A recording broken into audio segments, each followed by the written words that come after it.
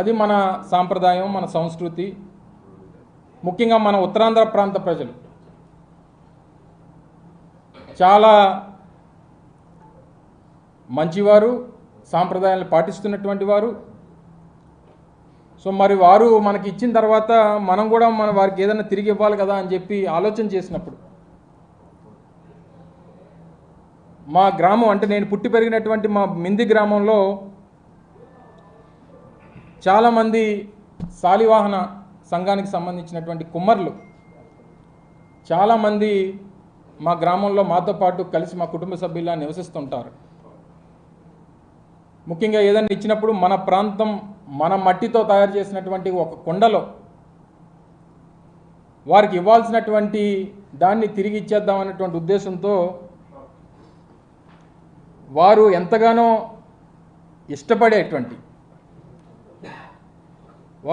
ఇష్టపడేటువంటి ఈ పప్పుని ఈ ప్రాంత మట్టితో తయారు చేసినటువంటి ఈ మట్టి కుండలో, మా ప్రాంత శాలివాహనుడు, మా కుమ్మరి సోదరుడు తయారు చేసినటువంటి ఈ మట్టి కుండలో పెట్టి ఇక్కడ ఉన్నటువంటి వారు ఎవరన్నా సాహసం చేసి వారికి తీసుకెళ్ళి ఇవ్వగలిగితే మీరు ఇవ్వండి, లేకపోతే వారే పరిగెట్టుకొని వచ్చి దానికి ఆయనకి ఇష్టమైనటువంటి ఐటెం కాబట్టి నేనే వచ్చి తీసుకెళ్తానంటే తీసుకెళ్ళమనండి, ఎక్కడే ఉంచుతాను దీన్ని. కాకపోతే ఈ పప్పుతో పాటు ఇందులో కాస్త ఉప్పు కారం కూడా కలిపా. కేవలం ముద్దపప్పు అయితే సరిపోదు వారికి. కాస్త ఉత్తరాంధ్ర ప్రాంతం అనేక సందర్భాల్లో ఆ పార్టీకి, తెలుగుదేశం పార్టీ అధికారంలోకి రావడానికి కారణమైనటువంటి ఉత్తరాంధ్ర ప్రాంతం గురించి ఏ రోజు కూడా ఆలోచన చేయనటువంటి తండ్రి కొడుకులు ఇప్పుడు వచ్చి ఈ ప్రాంతం మీద ప్రేమ ఉన్నట్టు, ఈ ప్రాంతం అంటే అభిమానం ఉన్నట్టు, ఈ ప్రాంతానికి ఏదో భవిష్యత్తును ఇచ్చేస్తామన్నట్టు చెప్పేటువంటి మాటలు సిగ్గు, లజ్జ, ఏ రకమైనటువంటి విశ్వాసం ఈ ప్రాంతం మీద లేనటువంటి ఈ అబ్బా కొడుకులు ఇద్దరికీ ఈ ప్రాంతంలో ఉప్పు కారం కలిపినటువంటి దీంతో కలిపి పెడితే కాస్తంత సిగ్గు, లజ్జ, విశ్వాసం పెరుగుతాయనేటువంటి ఉద్దేశంతో దీన్ని తయారు చేయించారు. దీన్ని తీసుకొని వెళ్ళి వారు ఏం చేసుకుంటారో, ఎందుకంటే సహజంగా వారు వెనక్కి తిరిగి చూసుకుంటే వారి మచ్చ వారికి కనబడదు, ఎందుకంటే సైజు పెద్దది. అది మన కింద ఉన్నటువంటి మచ్చ మనం చూసుకోకుండా ఊరోళ్ళందరి గురించి మాట్లాడితే ఈ రకమైనటువంటి పరిస్థితులే ఉంటాయి. ముఖ్యంగా వారు మాట్లాడుతూ నా మీద చేసినటువంటి విమర్శలు, నాకేదో 100 కోట్ల రూపాయలు నేనేదో అవినీతి చేసినట్టు, 100 ఎకరాలు నేను దోచేసినట్టు తాను మాట్లాడాడు. నేనేమి నీలాగా బ్యాక్డోర్ పొలిటీషియన్ కాదు. నేను నా తండ్రి మరణించిన తర్వాత 18 సంవత్సరాలు పోరాటం చేసి, ఈ ప్రాంత ప్రజల సమస్యల మీద పోరాటం చేసి, మీలాంటి ప్రభుత్వాల్ని ఎదిరించి, ఈ ప్రాంత ప్రజల తాలూకా మన్ననలు సంపాదించి, జగన్మోహన్ రెడ్డి గారి దయ వల్ల శాసనసభ్యుడిగా ఎన్నికై ఈరోజు మంత్రి స్థానంలో కూర్చున్నా. కానీ తమరు మంత్రి అయిన తర్వాత ఎమ్మెల్సీ అవుతారు. అబ్బబ్బబ్బబ్బబ్బా, తమరు మంత్రి అయ్యి తర్వాత ఎమ్మెల్సీ అవుతారు. తర్వాత ఎమ్మెల్సీ అయ్యి ఎన్నికలకి వెళ్ళి ఎమ్మెల్యేగా ఓడిపోతారు. తమర తాలూకా రాజకీయం అది. ఒక మాజీ ముఖ్యమంత్రి కొడుకు, ఆయన పోటీ చేసేటువంటి సమయానికి ఆయన ముఖ్యమంత్రి కొడుకు శాసనసభ్యుడిగా ఓడిపోతాడు. 45 సంవత్సరాలుగా ఈ విశాఖపట్నం జిల్లాలో రాజకీయం చేస్తున్నటువంటి ఒక మాజీ మంత్రి కొడుకు ఈరోజు శాసనసభ్యుడిగా గెలిచి మంత్రి పదవిని అధిరోహించి జగన్మోహన్ రెడ్డి గారి ఆశీర్వాదంతో ఈరోజు రాష్ట్రంలో ప్రతిష్టాత్మకమైనటువంటి పరిశ్రమల శాఖకి మంత్రిగా ఉన్నాడు. అది నీకు నాకు తేడా. సిగ్గుందని అసలు నీకు మాట్లాడగలవు? ఒక మాజీ ముఖ్యమంత్రి కొడుకు అయి ఉండి ఎమ్మెల్యేగా ఓడిపోయి నువ్వు వచ్చి మా గురించి, మాలాంటి వాళ్ళ గురించి మాట్లాడుతూ ఉంటే, నాకు తెలిసి నాకు ఊహ తెలిసిన దగ్గర నుంచి నేను పుట్టి పెరిగినటువంటి నా మింది గ్రామంలోనే నేను ఉంటున్నా. మా తాత కట్టించినటువంటి ఇంట్లోనే నేను నివాసం ఉంటున్నా. మా తండ్రి అక్కడే ఉన్నారు, నేను అక్కడే ఉన్నాను, మా తాత అక్కడే ఉన్నారు. మా ఫోర్ ఫాదర్స్ దగ్గర నుంచి ఆ గ్రామమే నాకు తెలిసి నేను పుట్టినటువంటి గ్రామం. మరి నువ్వెక్కడ పుట్టావు? మీ నాన్న ఎక్కడ పుట్టాడు? ఇప్పుడు మీరు ఉండేది ఎక్కడా? మీ నాన్న ఉండేది పూరి గుడిసెలో ఉండేటువంటి మీ నాన్న ఈరోజు నిన్ను తీసుకొని వచ్చి ఒక రాయల్ ప్యాలెస్లో, హైదరాబాద్లో ఒక రాయల్ ప్యాలెస్లో నిన్ను పెట్టాడే. ఎలాగా ఆ స్థాయి నుంచి ఈ స్థాయికి వెళ్ళవచ్చు ఒక్కసారి చెప్తే ఈరోజు రాష్ట్రంలో ఉన్నటువంటి అనేక మంది పేదవారు కూడా ఈ మీ తండ్రి తాలూకా స్కీమ్ని ఫాలో అయ్యి వారు కూడా పాకల్లో ఉన్నటువంటి వారందరూ కూడా ప్యాలెస్ల్లోకి వెళ్ళిపోతారు. మీరు చేసినటువంటి అవినీతి సంపాదన, అక్రమాలు, అన్యాయాలు, మీరు చేసినటువంటి అవినీతి ఇవన్నీ మర్చిపోయి నీ కింద ఉన్నటువంటి మచ్చను నువ్వు మర్చిపోయి నువ్వు మాలాంటి వాళ్ళ గురించి 45 సంవత్సరాలుగా రాజకీయ చరిత్ర ఉన్నటువంటి మాలాంటి కుటుంబాల గురించి, ఈ రాష్ట్రంలో పేదవాడికి సంక్షేమాన్ని అందిస్తున్నటువంటి ముఖ్యమంత్రి జగన్మోహన్ రెడ్డి గారి గురించి నీకు నోటికి వచ్చింది మాట్లాడతావు. నువ్వు అనకాపల్లి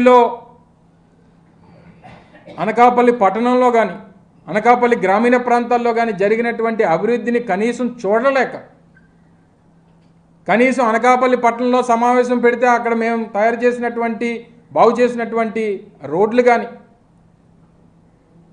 అక్కడ చేసినటువంటి అభివృద్ధి కార్యక్రమాలు కానీ, ఈరోజు అత్యంత ప్రతిష్టాత్మకమైనటువంటి అనకాపల్లి జిల్లాని ఏర్పాటు చేసి అనకాపల్లి పట్టణాన్ని జిల్లా హెడ్ క్వార్టర్గా మా హయాంలో అనకాపల్లికి ఆ గుర్తింపునిచ్చినటువంటి విషయాన్ని ఎక్కడ ప్రస్తావించాల్సి వస్తుందని ఇష్టం వచ్చినటువంటి మాటలు మాట్లాడతావు. మెడికల్ కాలేజ్ గురించి మాట్లాడతావు, ఆర్ఈసిఎస్ గురించి మాట్లాడతావు. నీ పక్కన ఉన్నటువంటి ఆ బంట్రోతులను అడిగితే నీ పక్కన కూర్చున్నటువంటి వారు ఎవరైతే దాన్ని అడ్డుకోవడానికి ప్రయత్నం చేసి అడ్డుకున్నారో, నువ్వు చెప్పినటువంటి విషయాలకు కారకులైనటువంటి వారు అందరినీ కూడా దొంగల ముఠాన్ని అందరినీ పక్కన కూర్చోబెట్టుకొని నువ్వు మళ్ళీ మమ్మల్ని ప్రస్తావిస్తూ మమ్మల్ని విమర్శిస్తావా? సిగ్గుందా నీకు?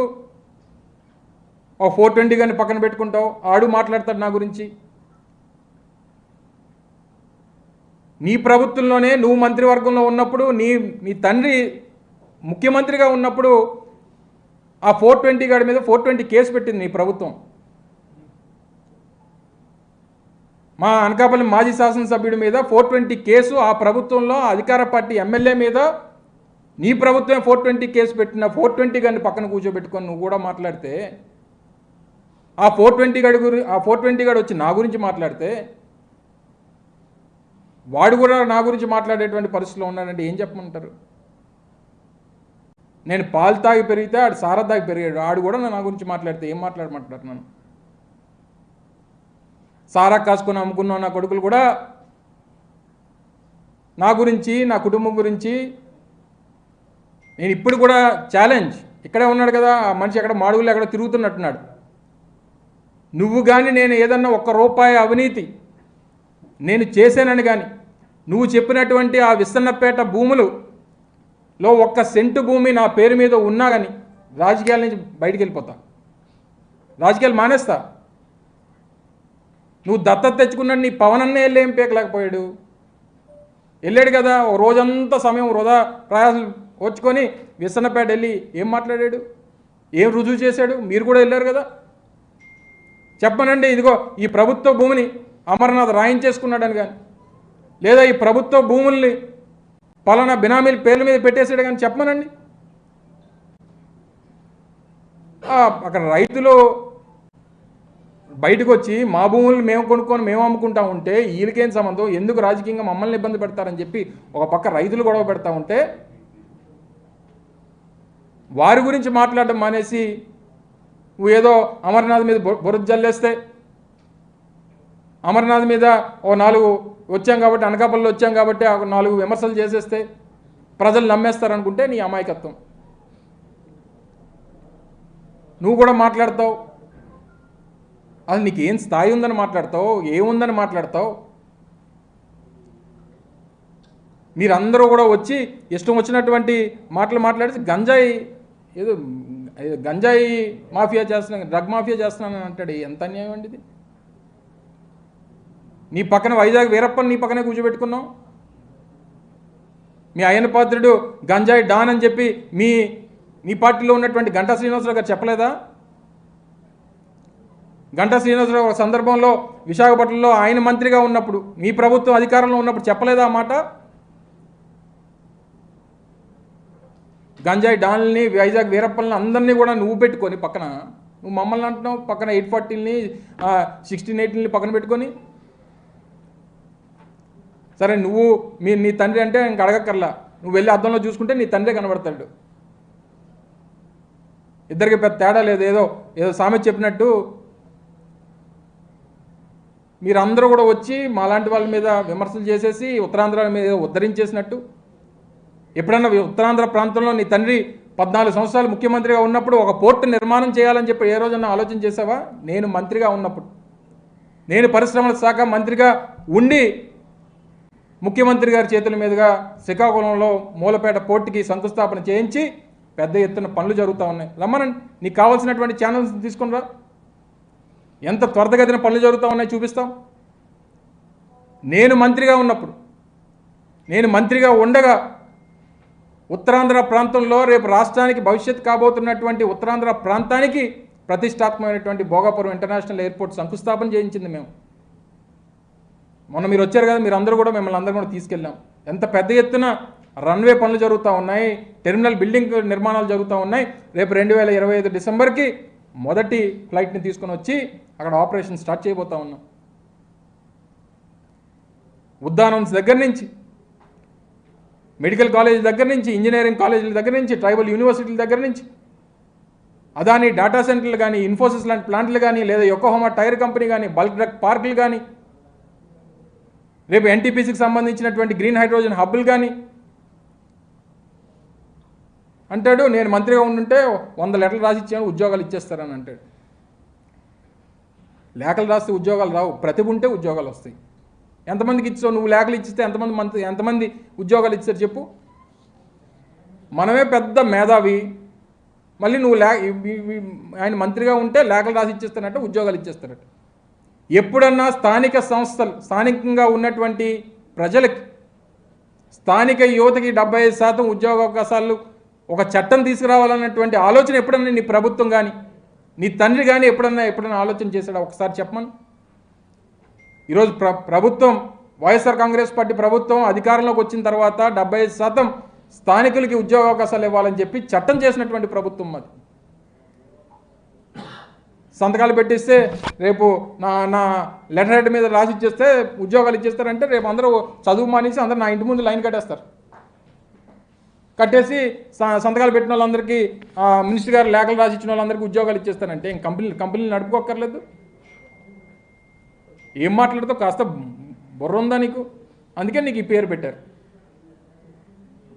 నీకు ఈ పేరు పెట్టిందే దానికి.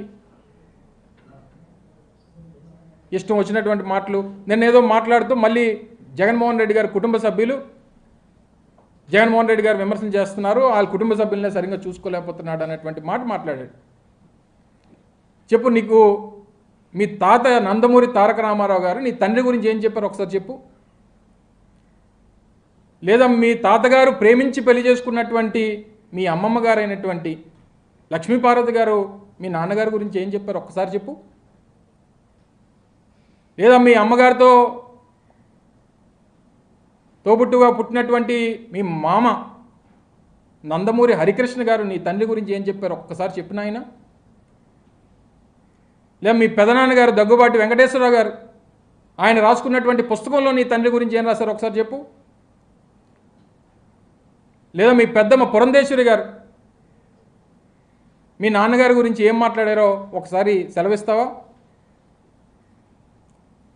లేదా నువ్వు దత్తత తెచ్చుకున్నట్టు మీ పవన్ అన్నయ్య, ఇప్పుడు ఎక్కడా లేనటువంటి ప్రేమ పుట్టుకొచ్చి పవనన్నా ఎప్పుడన్నా పిలిచావా? మీ ఇంట్లో ఏమన్నా పవనన్నా అని పిలుస్తున్నాడు. పోనా దత్తత తెచ్చుకున్నటువంటి ఆ పవనన్నయ్యకి మీ నాన్న గురించి మాట్లాడినటువంటి మాటలు ఒకసారి గుర్తెచ్చుకుంటావా?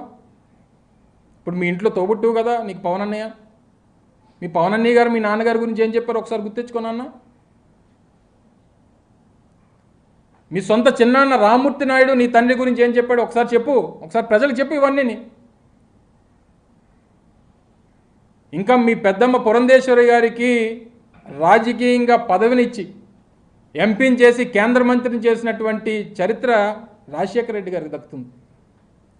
ఎప్పుడన్నా మీ నాన్న అనుకున్నాడా వదిన గారిని ఎప్పుడన్నా ఎంపీ ఇచ్చి ఎన్డీఏలో ఉన్నప్పుడు కలిసి ఆవిడని మంత్రిని చేద్దాం అన్నటువంటి ఆలోచన ఎప్పుడన్నా చేశాడా? నువ్వు కుటుంబ సభ్యుల గురించి, కుటుంబ సభ్యుల బంధుత్వాల గురించి, బంధాల గురించి సిగ్గులేదు మాట్లాడడానికి నీకు? ఏం మాట్లాడుతున్నావు నువ్వు అసలు? నువ్వు ఐటీ మంత్రిగా ఉన్నప్పుడు ఈ రాష్ట్రంలో ఎగుమతులు కేవలం 900 కోట్ల రూపాయలు మాత్రమే ఐటీ ఎగుమతులు ఉంటే, మేము ప్రభుత్వంలోకి వచ్చిన తర్వాత ఈరోజు కేంద్ర ప్రభుత్వం ఇచ్చినటువంటి లెక్కల ప్రకారం 2500 కోట్ల రూపాయల ఐటీ ఎగుమతులు ఈరోజు చేస్తూ ఉన్నాం రాష్ట్రం నుంచి. నువ్వు బాగా చేసినట్ట, మేము బాగా చేసినట్ట? ఈరోజు 250 ఐటీ కంపెనీలు ఒక్క విశాఖపట్నంలో పనిచేస్తూ ఉన్నాయి. ప్రతిష్టాత్మకమైనటువంటి ఇన్ఫోసిస్ సంస్థని ఈరోజు విశాఖపట్నం తీసుకొచ్చినటువంటి చరిత్ర మాది. రాష్ట్రంలో దాదాపు 70-80 వేల మంది ఐటీ ఉద్యోగస్తులు రాష్ట్రంలో ఇతర ప్రాంతాలతో కలిపి ఈరోజు ఐటీ ఉద్యోగస్తులు పనిచేస్తూ ఉన్నారు. ఒక్కొక్క సందర్భంలో మీరు గుర్తుందో లేదో, 2017లో ఆయన ఐటీ శాఖ మంత్రిగా ఉన్నప్పుడు విశాఖపట్నంలో ఒక పత్రికా సమావేశంలో ఆయనే చెప్పాడు, విశాఖపట్నానికి ఐటీ సంస్థలు రావు, ఇక్కడ ఏమీ లేదు, ఇక్కడ ఇకోసిస్టమ్ లేదు, ఇక్కడ వచ్చేదానికి ఎవరో ఇంట్రెస్ట్ చూపించట్లేదు అన్నటువంటి మాట ఈ మనిషి చెప్పాడు. ఆ పేపర్ క్లిప్పింగ్ కూడా కావాలంటే నీకు పంపిస్తా. ఈ రకమైనటువంటి మాటలు మాట్లాడేసి ఏదో విమర్శ చేసేస్తే ప్రజలందరూ నమ్మేస్తారనుకుంటే, ఇక్కడ అమాయక ప్రజలు ఇంకా నీ మాటలు, నీ తండ్రి మాటలు నమ్మి మోసపోయేటువంటి దానికి ఇంకా ఉత్తరాంధ్ర ప్రాంతంలో ప్రజలు కానీ, ముఖ్యంగా విశాఖపట్నం ప్రజలు కానీ సిద్ధంగా లేరు అనేటువంటి విషయాన్ని గమనించమని, ఇప్పటికన్నా నోరు జాగ్రత్తగా పెట్టుకొని మాట్లాడకపోతే ఏమనంటే ఎర్రబుక్కు అంటావు. నీ జీవితంలో ఆ పుస్తకం తెరిచేటువంటి రోజు కూడా రాదు. నీ జీవితంలో నీకు నీ తండ్రికి ఎప్పటికీ ఆ ఎర్ర పుస్తకం కనీసం మొదటి పేజీ కూడా తెరిచేటువంటి రోజు రాదు. అది నువ్వు మడిచి ఎక్కడో పెట్టుకోవడం తప్ప. నీ కుర్చీని ఇప్పటికే మడత పెట్టేశాం 2019లో, మీ నాన్న కుర్చీని మడత పెట్టేశాం.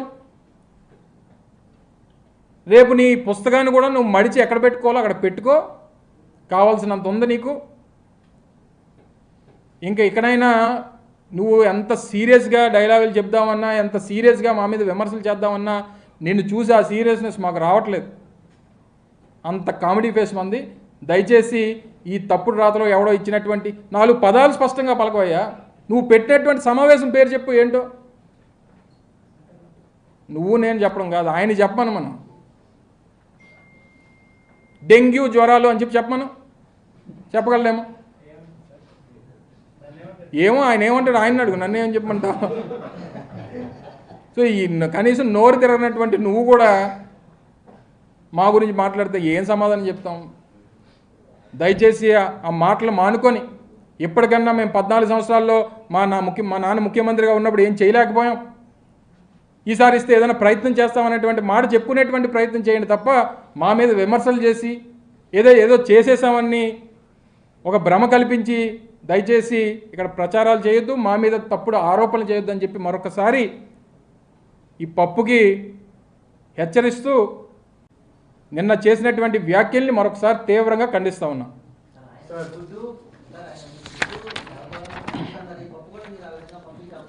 సరే, దీన్ని చూస్తే ఆయన పరిగెడు వస్తానులే. ఇంకే మీరే చెప్పాలి, స్పందన ఏమంటాం. చాలా మాట్లాడి వెళ్ళిపోయారు జగన్ గారి గురించి. పైగా ఇప్పుడు కనీసం షర్మిలా గారికి ఇన్ఫర్మేషన్ కూడా లేకుండా తిరిగి పార్టీలోకి వచ్చారు. అంటే ఏమన్నా వ్యాపారాలు అవి ఏముంటాయి, వ్యాపారాలు ఏమైనా ఇస్తారని ఆశపడడం వల్ల వస్తారా? అది ఆయన అడగాలి నువ్వు. ఏదేమైనప్పటికీ జగన్మోహన్ రెడ్డి గారి నాయకత్వం, జగన్మోహన్ రెడ్డి గారికి వస్తున్నటువంటి స్పందన, ఎందుకంటే జగన్మోహన్ రెడ్డి గారు నాకు తెలిసి గడిచినటువంటి ఈ 58 మాసాలుగా అనేక ప్రభుత్వ కార్యక్రమాల్లో పాల్గొన్నటువంటి సందర్భాలను మనం చూసాం. కానీ పార్టీ కార్యక్రమాల్లో పాల్గొన్నప్పుడు వస్తున్నటువంటి స్పందనని మనం భీమిలి సభ దగ్గర నుంచి, తర్వాత జరిగినటువంటి దెందులూరు సభ దగ్గర నుంచి, నిన్న కాక మొన్న జరిగినటువంటి రాప్తాడు సభ చూసిన తర్వాత అది జగన్మోహన్ రెడ్డి గారి మీద ప్రజలకి, సామాన్యుడికి ఉన్నటువంటి అభిమానం ఏంటో, ఆయన రోడ్డు ఎక్కితే వచ్చేటువంటి స్పందన ఏంటో క్లియర్గా కనబడతా ఉంది. సో ఒకరిద్దరు ఎవరన్నా తప్పిదం చేసినా, లేదా ఆ క్షణికావేశంలో తీసుకున్నటువంటి నిర్ణయాల్ని వారు సమీక్షించుకొని తీసుకునేటువంటి నిర్ణయాల్లో భాగంగా చూడాలి తప్ప దీన్ని పెద్దగా ఏదో జరిగిపోయింది, మళ్ళీ ఏదో ఇంకొక ఉపద్రవం వచ్చి పడిపోయింది అనేటువంటి దానికి చూడాల్సినటువంటి పని లేదనేటువంటిది నా అభిప్రాయం. ఏ బాబు అని రాని, ఏ బాబు అయితే ఏమో చెప్పు. ఏ బాబు అన్నా చంద్రబాబే కదా డిసైడ్ చేయాల్సిందే. ఏ పార్టీ కన్నా ఈరోజు రేపు బహుశా నాకు తెలిసి రేపో ఎల్లుండో ఎన్డీఏలో చేరుతున్నారు. ఎన్డీఏలో చేరిన తర్వాత ఆల్మోస్ట్ 3 పార్టీలు కలిసి వస్తాయి. 3 పార్టీలు కలిసి వచ్చిన తర్వాత ఎవరన్నా క్యాండిడేట్ కావచ్చు. వన్స్ వాళ్ళు కలిసి వచ్చిన తర్వాత క్యాండిడేట్ పలానోళ్ళు అని చెప్పి మేమే క్యాండిడేట్లు మార్చేటువంటి పరిస్థితి ఉండదు.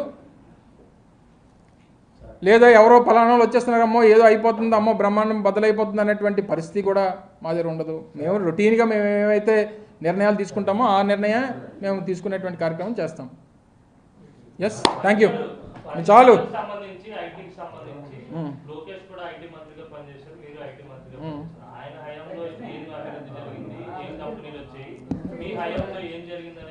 ఇస్తాను, డెఫినెట్గా ఇస్తాను. అనేక సందర్భాల్లో చెప్పాను, మళ్ళీ చెప్తున్నాను. మీకు కావాలంటే ఆన్ పేపర్ ఇస్తాను.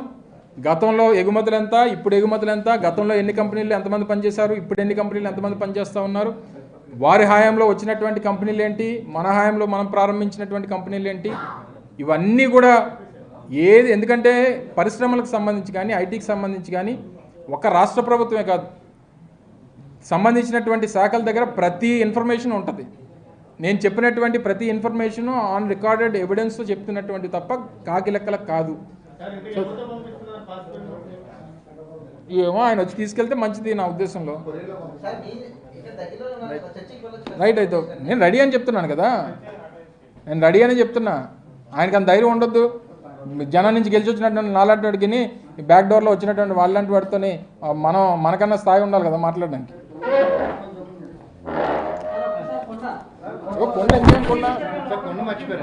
కొండ ఇదో మీరు ఎవరైనా పట్టుకెళ్తారా? కాదు, ఏబిఎన్ కానీ, TV5 కానీ, ఈటీవీ కానీ వాళ్ళు ఎవరన్నా ఏట్లా వాళ్ళ పైకి పడిపోద్ది. ఏబిఎన్ కానీ, TV5 కానీ, ఈటీవీ కానీ ఎవరన్నా తీసుకెళ్ళి ఇస్తానంటే వారి ద్వారా పంపిస్తా. మహా టీవీ